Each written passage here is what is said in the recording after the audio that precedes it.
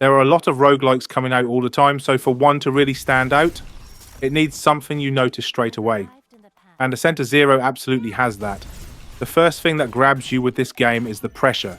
You are dropped into these runs with just 30 seconds on the clock, and from the start it feels like the game is asking you to think fast, move fast and play aggressively, but then it hits you with the mechanic that changes everything. You can stop time. And that's the moment where this game starts to feel different, because Ascend to Zero is not just about surviving waves of enemies, it's about controlling the pace of the fight in this really satisfying way. You freeze time, set up your next move, line up your attacks, position yourself exactly where you need to be, and then the second you release it all, everything goes off at once. Skills start popping, enemies get hit all over the screen, and the whole run just explodes back into motion. That's the hook.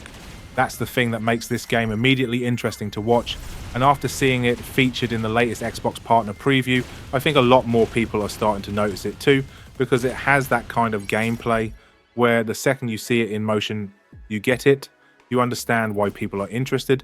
What I like about it is that the idea is simple, but the way it plays out looks really intense. You've only got 30 seconds, that timer is always there, but defeating stronger enemies gives you more time back. So every run becomes this constant push to stay ahead of the clock. You are not just clearing enemies for the sake of it, you are fighting to keep the run alive. So it creates this really good tension where you can't hang back and play too safe, because if you do, you're going to run out of time. The game wants you to keep moving, keep attacking, and keep making quick decisions. And when you combine that with the time freeze and time force system, it feels like every few seconds you're making these mini tactical choices in the middle of complete chaos. That's probably the standout thing about Ascend to Zero for me so far. It looks fast, but it also looks smart. It doesn't just seem like button mashing or mindless screen clearing. There's this really cool rhythm to it where you pause the action, think for a second, set up your route, and then let everything go. And when that all comes together, it looks amazing. It has that quality a lot of good roguelikes have, where once the run starts building momentum, it becomes hard to look away. You can tell when a player is in that zone, when the build is starting to click, when the movement is clean, when the skills are syncing together, and when they're squeezing every second possible out of the clock. That kind of flow is exactly what makes games like this so addictive, and the demo already gives a pretty good taste of that, because one of the big things it's showing off is the 5 different classes, or avatars depending on how you want to look at them.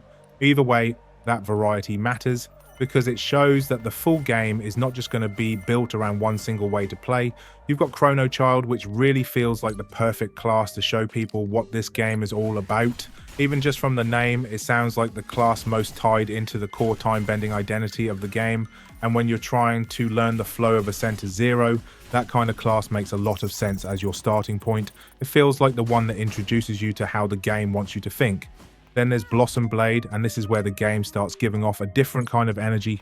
This feels like the class for people who want to stay aggressive and stay in close. A class like this in a game built around freezing time sounds really fun, because you can get right into dangerous positions, stop everything for a moment, set up your attacks, then unleash all of it at once. That should make for some really stylish gameplay.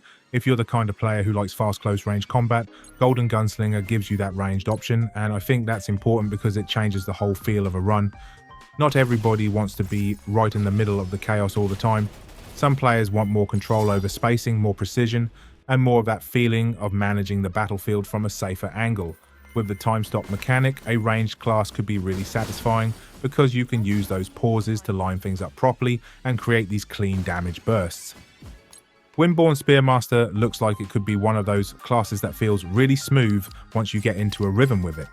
The spear style usually brings a bit of reach and movement, and in a game where positioning matters and time control is such a big deal, that sounds like a great fit. I can easily see this being the kind of class that feels amazing once you really know what you're doing. And then Scarlet Pirate just has one of those names that immediately stands out. It already sounds like a class with personality. In a roguelike, that matters more than people sometimes realize. You want characters or classes that don't just function differently, but actually feel distinct enough that trying each one gives the game a different vibe. Even in the demo, having 5 classes is a strong start, because it gives people a reason to replay instead of just jumping in once and moving on. That replayability is going to be a huge part of whether Ascent to Zero really lands. And from what the game is showing so far, it looks like it understands that. The time mechanic is the big selling point, but that alone isn't enough for a roguelike. You also need progression, you need builds, you need that feeling that one run can go in a completely different direction from the last one. And that's where the weapons, gadgets, skills, and chips come in. Because once you add all of that into the mix, the game starts sounding like more than just a cool mechanic. It starts sounding like a proper run-based game where you're experimenting, adapting, and slowly putting together stronger and stronger combinations. That's the feeling you want. You want to start a run, feeling under pressure, then over time begin to turn things around. You want that moment where the screen that looked overwhelming a minute ago suddenly starts feeling manageable because your build is online and your timing is better. That shift from surviving to dominating is one of the best parts of any good roguelike, and in Ascent to Zero it looks like the timer is going to make that even more intense, because even when you're getting stronger, the clock is still there, that pressure never fully goes away, it just changes. Early on it feels like panic, later in the run it feels more like momentum. You stop thinking, how do I survive this? And start thinking, how far can I push this? That's what makes the game feel exciting to me.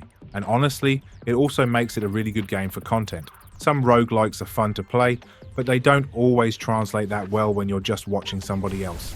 Ascent to Zero seems like the opposite. The mechanics are clear, the action is readable, and the time stop creates these really strong visual moments where you can instantly understand what's happening, freeze the action, set up the chain, release it, and watch the payoff. That is exactly the kind of thing that works in a gameplay video. So if you're watching this footage and wondering why people are already getting hyped for this game, that's probably why. It has a strong identity.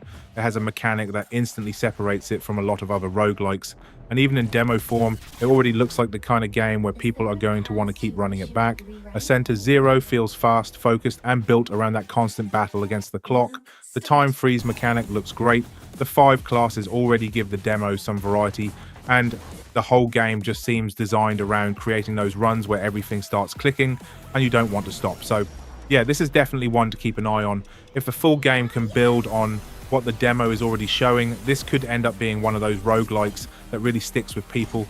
And based on how it looked in the Xbox partner preview, I think there's a very good chance this is only the start of people talking about it. Ascent to Zero looks like it knows exactly what it wants to be, and more importantly, it looks fun. Not just fun to play, but fun to watch.